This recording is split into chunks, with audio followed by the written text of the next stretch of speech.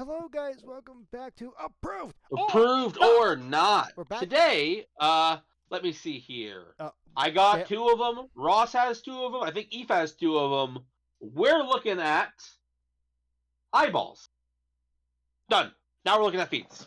I'll be honest, Flaves, that was probably of our intros. That might have been the worst one. We're gonna keep it. We're keeping it for the record, but that was awful. Anyways, So we're looking at the Obojima, Tale of the Tall Grass on D&D Beyond, and I don't know if they have. They have probably a main. Yes, they have other stores that you can buy it from if you'd like. Yeah, probably there are probably some physical copies. We're looking at the D&D Beyond because that's what we have access in front of our faces. Right. So tonight we're looking at feats, and there are a decent amount of them. Yeah, there is a few. I will state, the reason we're looking at this is because there's a good chance you're going to see one of them upcoming in our next campaign. Woohoo! Maybe. Not gonna cross my fingers considering who took that feat. So first off, we have Boomerang Expert, and I'm gonna start this off by stating something right now because I found out about this because I took a glance at this. So this book comes with its own boomerang weapon. It's referring to that weapon specifically, not the official one. That being said, here I should actually get that one on my screen.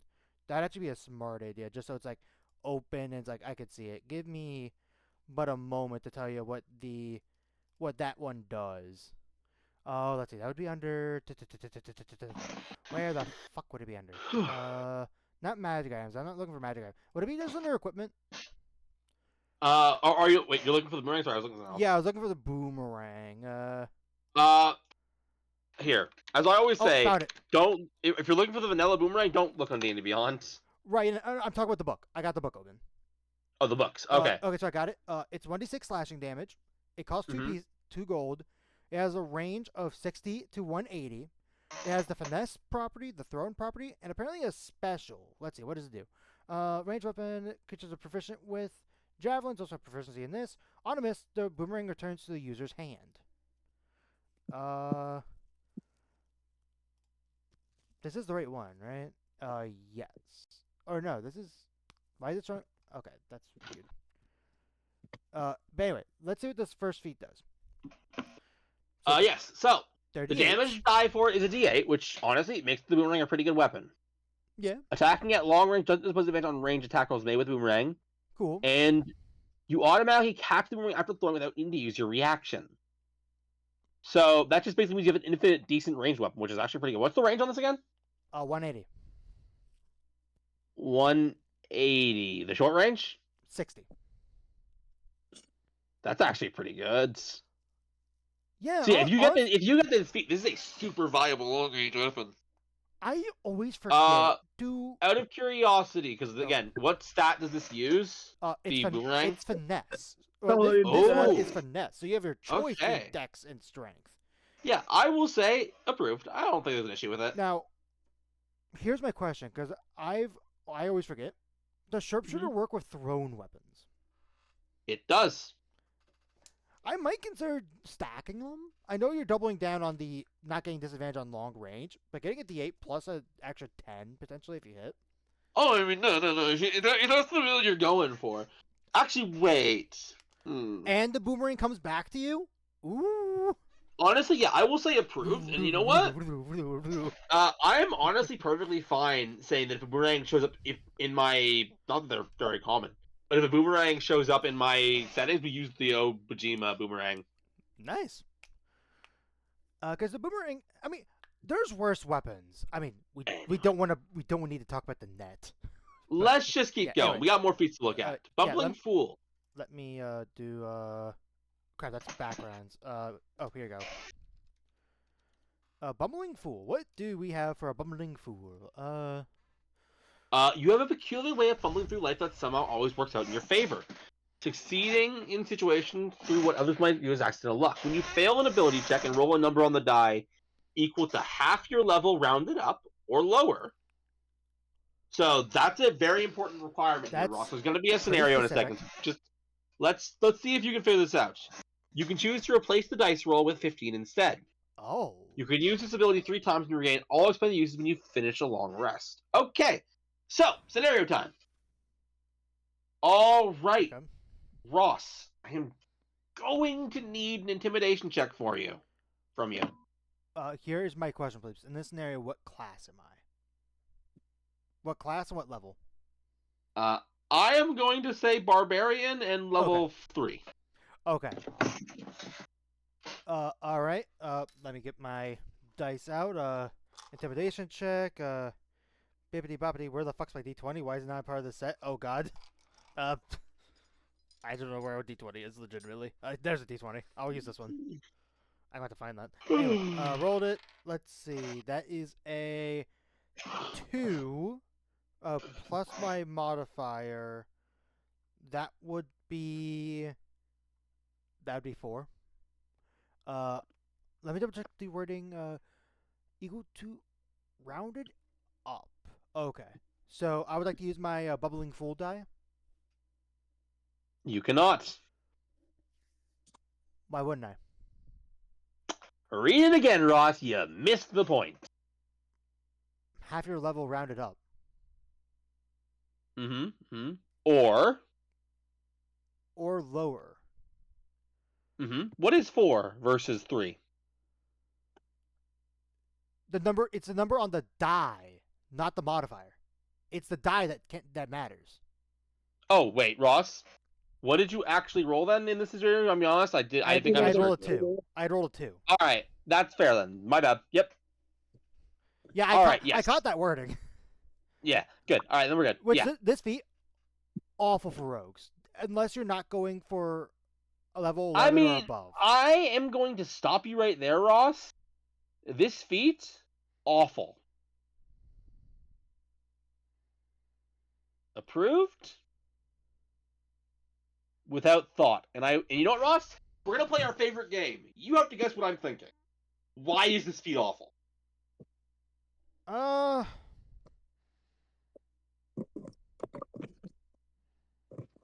I Just mean, remember, we it's wouldn't be playing this game if I thought it was easy to it's guess. it's only it relies solely on the fact that you think you're gonna fail this. Well, I mean, you can call to use that, but that's not why. Uh, Why is it awful? because there's so many different ways to affect the ability checks to begin with that there really True. isn't a point to this. As an example,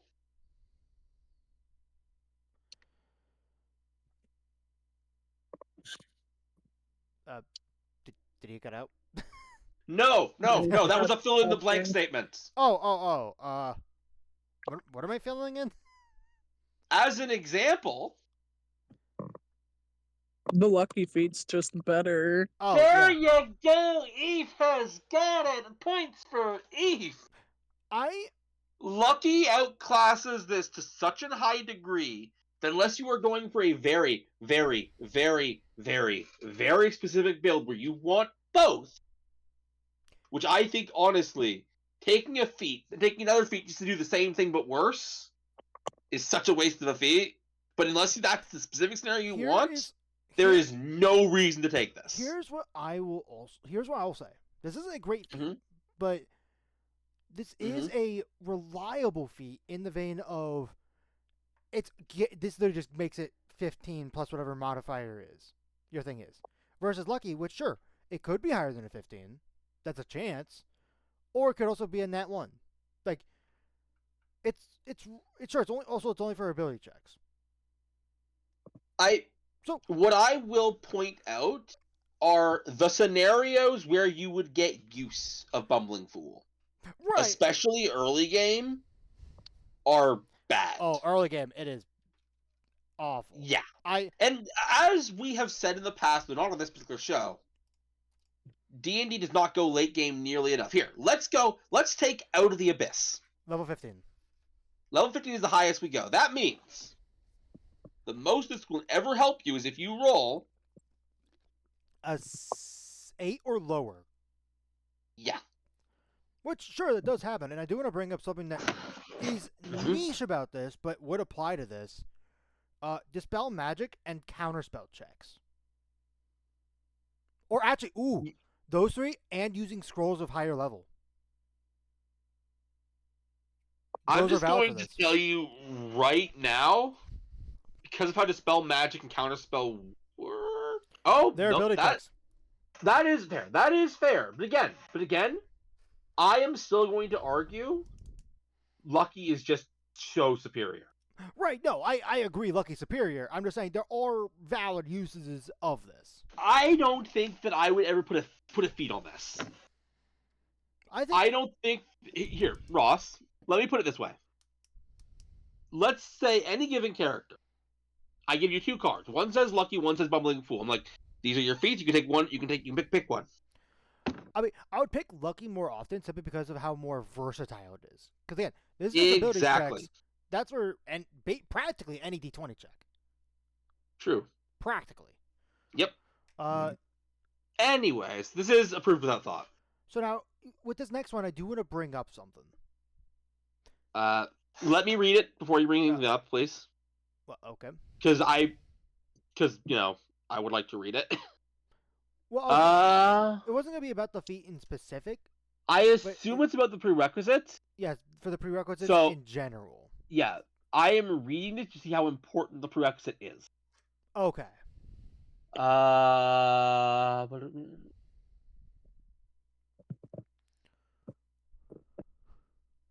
Ooh.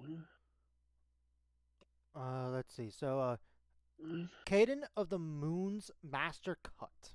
When you Once the you have trigger movement speed attack, increased by once you 5 use it, feet. this feat does a lot. Yeah, so you have increased 5 feet. You can move up to half your movement speed, which, I'll be honest, it's weird giving them a movement speed boost. And then then you can attack. Which for the most part, that would make it an odd number, which would be really, really weird. And a bonus to AC? Only one time use though, which that AC bonus is the exact same equivalent as shield. However, it's only on that one triggering attack. I mean, thank you, Ross. That does help me here. Yeah, I've read this one and I was like, yeah. You gotta be careful about the wording because of Yeah, of course, yes, I know. Again, I'm still kind of like cautious because this one does a lot. It does. But I think the fact that the big thing, the +5 bonus, is a limited thing. I think this is actually fine. Okay. Approved, and ignore the prerequisite. Will it type?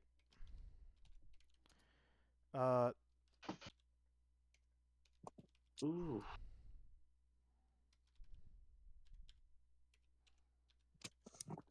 I know I'm misspelling these horribly, but it's fine. Now we have Cloud Hopper. I mean, I will just let you know right now, this is approved. This is actually pretty... It's not crazy. Basically, you get Fog Cloud, Gust of Wind. Those are nice spells to have in your back pocket. Yep, and more importantly, you can kind of walk up into the air a bit, which is always fun. So when you use your turn, you can cause your tiny clouds beneath your feet, allowing you to unoccupied spaces in the air. You can move a number of spaces equal to 5 times your proficiency bonus before the cloud stops appearing. Ending this movement while in the air will cause you to fall as normal. So this gives you a pseudo flying speed. A limited one, but one that should theoretically, unless this is a straight up air battle, should get you into some good terrain. Yeah, this is alright. Yeah, cool. Approved. Cool. Covenant of Witches. This is the same one, same deal. We got a prerequisite. Does the prerequisite matter? No, but it is overly dependent on a mechanic that is part of this book. Not a bad mechanic, just one that we're not necessarily at the moment using. So unfortunately, it gets the category of not approved, not because it's unbalanced or bad, but just because, it's dependent on a mechanic. Maybe what I should do is just put them as not approved and may enable when mechanic is enabled, if that makes sense. Maybe, but then you have to go back to the other one and do that. That's true. I'll go. I think just say not improved, and you know the reason. And if it comes up, we can rediscuss. We can always rediscuss these things if I Yeah. decide, I am actually this mechanic. This next one I have a I feeling will is gonna say, be the you did. same thing because of the name, but let's see. I don't think so. Uh, Increase wisdom by 120, proficiency in survival. you can gain it for Um, decent shit. It's that last yeah, sentence. it is. Yeah, it is. So yeah, nope, same deal. I mean, And am I right here? yeah. You have no. This is actually its own thing. Okay, So we got free diver, free diver. free diver. So plus one to Ooh, con. this one's good. Pretty nice. This one's good. You gain a swimming speed equal to twice. Wait, the swimming speed is Twice equal to your twice the Constitution score. mod. So at most. So if you have a 20, it's 40. Oh, it's the okay. I was thinking modifier. Yeah, no, Score. score. Okay. If you already have a swimming speed, that increases by. Pretty nice improvement. Ooh. You triple your Constitution modifier from calculating how long you can hold your breath. Oh, that's pretty nice. And then resistance code. Honestly, Especially with my mechanics. This is great, but it's fine. But I have some fun quizzes for you, Ross. I have multiple quizzes in one category. Ready? Okay. Well, real quick, I'm gonna do approved because that's a great feat. I love that. Yeah. All right. Which one do I want to start with? Okay. They're all about the second part. The second part. So the swimming speed. Okay. Yes. So, why is a swimming speed really good? Well, first off, it makes it to where because we talked about rules as written for basically everything except I believe it was spell attacks. Although we had questions on that. Basically, it's made at disadvantage unless you have a swimming speed. Another reason why swimming speed is good is otherwise everything underwater is considered difficult terrain. Or it's not called difficult terrain, but it's practically difficult terrain for purposes. Yes, correct. Now, so that is the first question. You got it. Good job. Yeah, which honestly, that's a great movement speed you're getting for just having a Second score. question. What part of this ability might actually screw you over instead of help you? Well, okay, let's take this one at a time. There's no way the resistance to cold or +1 to con is ever going to screw you over. There's no reason those things would ever screw you over. So I'm going to remove those off the list. The swimming, I think it's the tripling of your con modifier calculated for holding your breath. No, that would never hurt you. Oh, okay. So how? I also told you ahead that both questions concern the swimming speed. Oh, I thought we already answered both questions. So no, that's not how both questions work. I didn't ask the second one yet. So, okay, when will this hurt you? Yes. And I am using hurt a bit hyperbolically. It'll never actually hurt you, but it does kind of screw you over in a very stupid way. There's a chance that I mean, there's the fact that, of course, there's always the chance that a campaign just doesn't take place underwater. That's not what I'm talking about. Also, you should know when you're considering this feat whether it'd be useful or not. Which honestly, even so, a +1 to con and cold resistance is not bad. But anyway. Shoot an arrow at a monk and all that. Right, yeah. Anyways. So no, that's not it. I will note, again, as always, I'm asking you this because I think it's actually a pretty tricky one to realize. If your swimming speed is equal, you gain swimming speed equal to twice your Constitution modifier or score. Score. I always am used to saying modifier for these types of things. So score rounded up. Yeah, score rounded up to the nearest 5 feet. I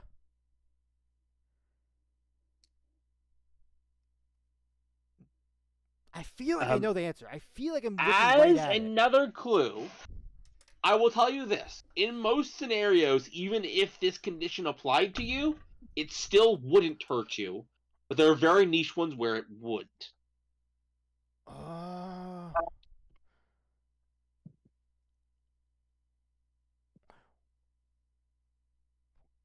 Could it be the...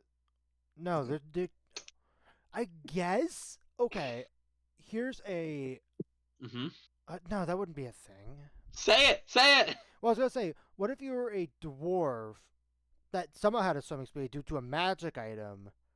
So now you're actually missing 5 feet worth of. Let's say your con build. You're missing 5 Ding, feet of swimming ding, speed, ding. which also it's Nail. 5. It's 5 feet. No. Okay, yes, dwarf was a bad example, Ross. Dwarf was a bad example. But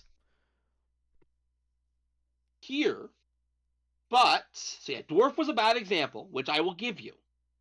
But there are a lot of effects in the game that'll give you, let's say, 5 feet swimming speed. Or 10 feet swimming speed. Oh, I see. So it's like anything that affects your swimming speed. If anything gives you a swimming speed at all, period, exclamation mark, For the most part, anything it's at more than all, likely going to be worse. if you're a con build. Right. If you have 20 con, because let's be real, Well, you're not beating 40 speed. Well, I was gonna say. I think the Fathomless Warlock grants a 40-foot swimming speed. I think. Well, yeah. Like I said, yes, in that specific case, yes, it would be helpful. But again, that's why I said, even in most scenarios where this applies, it doesn't hurt. It's just this really weird niche case where it's like, I have a very, very, very small swimming speed. Let's see. Here, I'm gonna Google something. D&D 5e smallest swim speed you can get. Also, let me tap it.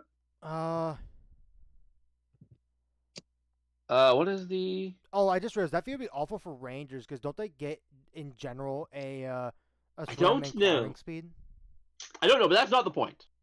You know, I get your point. Which Yeah. sure, that is a possibility. I want to be Probably clear. not. That wasn't me ribbing on the feet. I just think it's funny. Oh yeah, no, like that.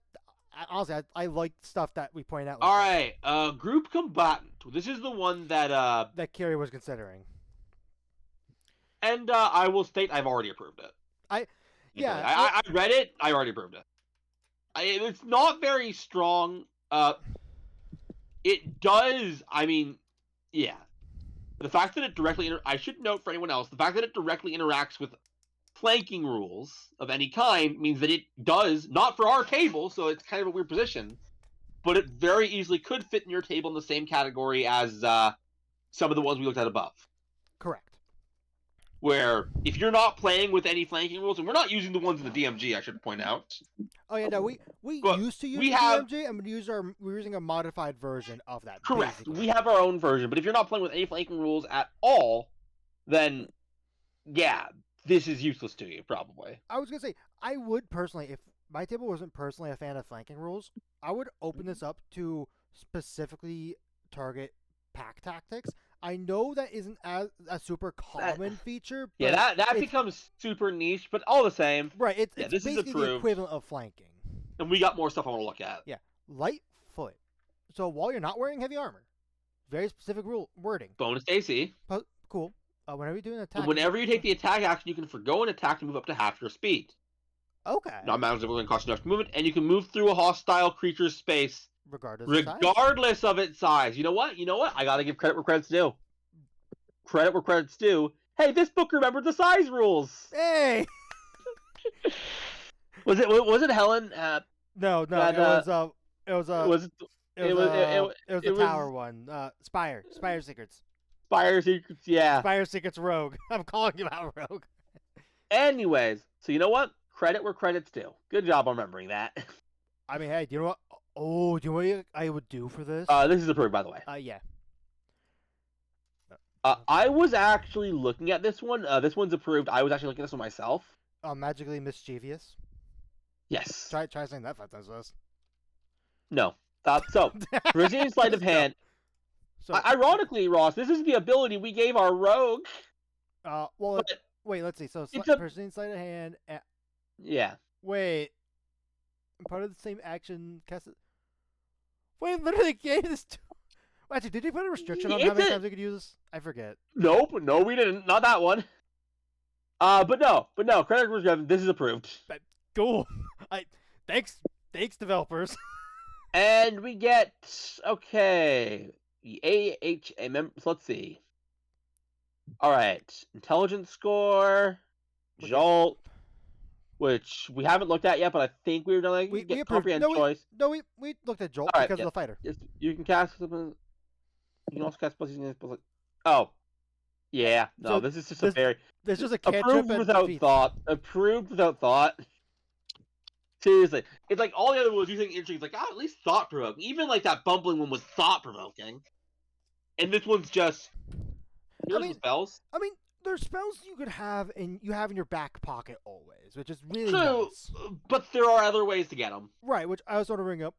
I like how I Mhm. always see stuff like illusionary script, and I'm like, when am I as a player gonna use that like often? When it makes sense. Right. So now we have minor corruption. You get a +1 bonus to AC. Well, under half Well, you HP. have less than half your hit points remaining. This is kind of the thing Kiri wanted, but not quite. You draw minor You corruption. don't need to use spell casting. Wait. Focus for your spells, allow you to ignore them until the component unless the component creates a cost or is consumed by the spell. Okay. So, no. Okay. As a reactor, you take damage. You can tempo and get an amount of damage equal to 3 times your level. You take any excess damage as normal.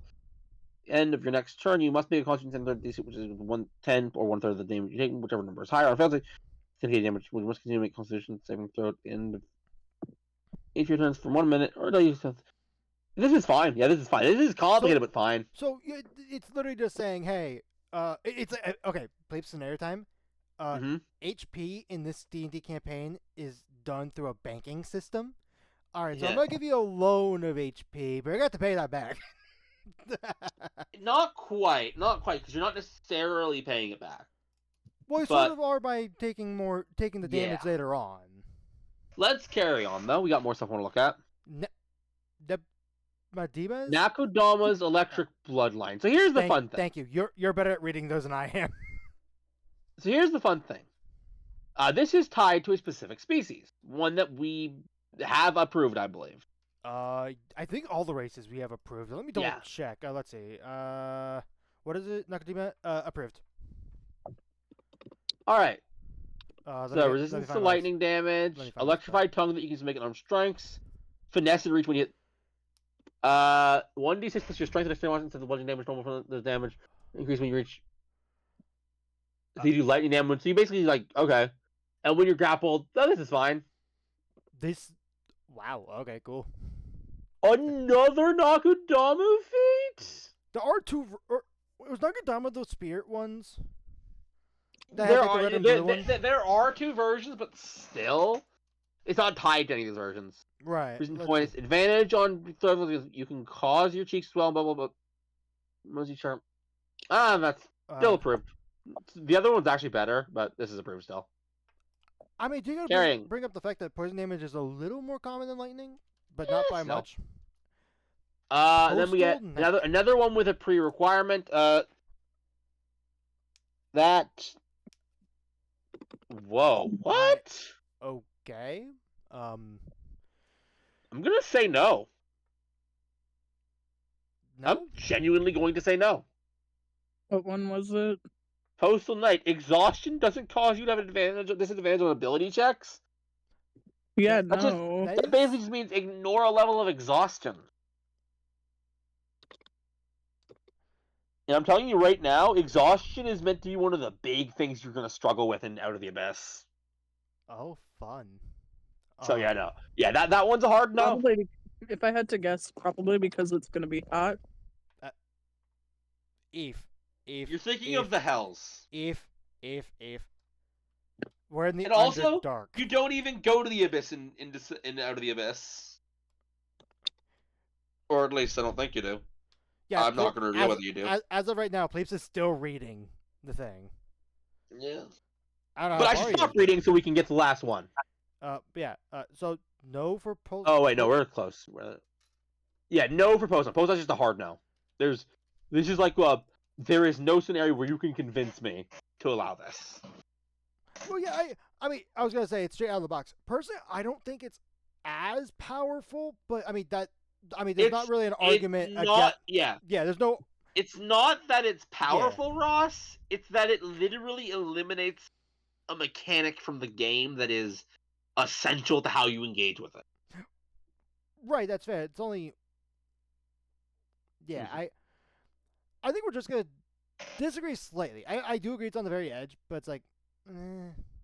Carry. Again, I know it's not good, but Yeah, carry on. potion brewer. Uh, I'm assuming. yep. Same. You figured it out. We're Yeah. gonna move on. Not. You must have having training with masters. Well, wielding the on one hand, you equip with once before the start of your next turn. When you're missed, you can when you are missed by a melee attack from a creature within the attacker takes damage from a weapon equal twice your frequency bonus. Okay, So this is just basically happens. a fighting style esque thing. Never in any within your range. Your action to knock the attacker. Okay, this is fine. Cool. Yeah, just. Head strike. So this just tore off Boulder's master cut before you choose to take a -5 penalty if the attack hits the target. Advantage on the next. Well, it makes. So you take -5 to the attack roll because someone disadvantage. Or -5. These are called shots. Yeah, these are basically called shots. Except Oh, this with specifically that, calls out what they would do. yes. We have a new category for disapproves. Oh. Disapproved because it's redundant at my table. Actually, no, I think we had one of those before. Called shots are just a thing I let you guys do. So, I don't need to give you guys a feat for it. Yeah. Not. Yeah, no, nothing wrong with this feat, for the record. Nothing wrong with it, in my opinion. But, again, I already let you do it, and it isn't even tied to a resource. So, I will note that technically, this one would allow you to do more called shots, but I'm going to still say mixing two called shot mechanics is going to get confusing. Yeah. So, yes. So, disapproved out of redundancy. We have vocalist arcanist. That's a name. When you cast spell, enhance spell through song, you can wait until after you make a performance check. DC 10 plus spells level. On assess, your freeze bonus is double for the spell attack roll or your save DC. Ooh. And once you succeed on the check 3 times, you can't. Ooh, approved. So, wait. So what does this do exactly? So, you know what, Ross? You know how I'll help you find out, Ross? Scenario time. Scenario. All right, Jimbo Rossimic Gross, the super awesome Magosity Bard. Why did I name myself? My parents are shit at naming. Anyway. Look, Ross, next time you forget to name your character, don't be surprised when I pick a stupid name for you. Okay. Anyways, so it's your turn. What are you doing?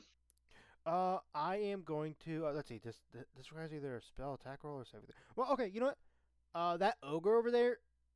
Mm-hmm. Yeah, I'm casting vicious mockery and saying.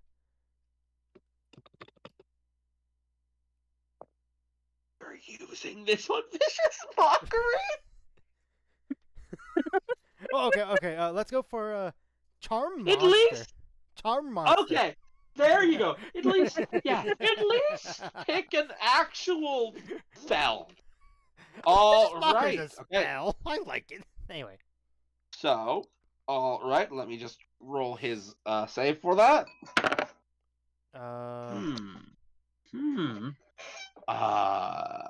All right. So. Let's see. So you choose to enhance the song's theme. You can wait until. After you roll the d20, but must decide before the GM says whether the roll succeeds or fails. Okay, so in this case, I rolled, and I'm about to say something. All right, I would like to do the. I would like to. What is this properly called? Vocalist Arcanist. I would like the vocalist arsonist. Nope. Arsonist. Arsonist. All right. I'm a bird, everyone. Well, I mean, I get that you flavored your bard off of fire, but you didn't need to rename the skill that. But anyways, I understand. All right. So, as a level 5 bard, what's your spell save DC? My spell save DC would be. Oh wait, level 5. Yep. Charm monster, I think is level 4, like a 4th level spell. All right, fair enough. So, then go. As a 7th level bard, what is your spell save DC? My spell save DC is. Let's say it's 16. I don't know if you can get it all the way up to 17 by this point. I'm not sure. All right. What's your proficiency bonus? My proficiency bonus should be level 7. That'd be +3. All right, so I take 3 off of 16, and then I add 6. So 19. Correct. All right, let me see the save. Ooh, that's an 18. He's charmed. Don't I have to roll? If he wasn't about to. Oh, right, you do. Yeah, you do make a check. You're correct. Make the check. So the DC for this would be 10 plus the spell's level, so that would be. It'll be 14. Yeah, 14. Let's see. That is 12 plus my just by my charisma. Let's say I have a +3. That makes the check. Mm-hmm. Yeah. So, with that, yeah, no, he is charmed. He wouldn't have been, but he is now. And that's what it does. It basically It increases your attack roll or CC, which is really cool. Which People that are is like, powerful. it is. It absolutely There's is. a reason why. I know we're not going based off of game balance of Baldur's Gate, but there's a Mhm. lot of stuff that affects the spell save DC in that game. All right, we get Wetland Explorers. I'm just gonna do a quick look. Okay, no, this isn't. Okay. So what do we? You have select for 2 type of Rogue creatures. Converger? Whenever you're that has one or more houses of a certain type, you can add your freeze bonus to the roll. If a creature has magical alter form to appears, you don't gain its benefits. Oh, this is like a weird version of favorite to foe. Favorite Yeah. enemy. Yeah. Approved without thought. Yeah. I mean, here's the thing. Favorite foe is not an outright bad ability on paper, But but still. I would. Here's the thing. Mhm. Even though it doesn't state it, if I had a ranger that wanted to use Old Ranger that You'd took just this feat, I would allow the creatures that they chose on that list to apply to this as well. Anyways, that is our final feat. So we did it. Overall, the feats were all pretty good. Mostly fine. Yeah, most of the issues were mechanics and stuff. Except for the last one. But anyways, Yeah. I am going to head to bed now. So good night, everybody. Thank you guys for watching this, approved or not. And as always, stay tuned for more. Bye bye.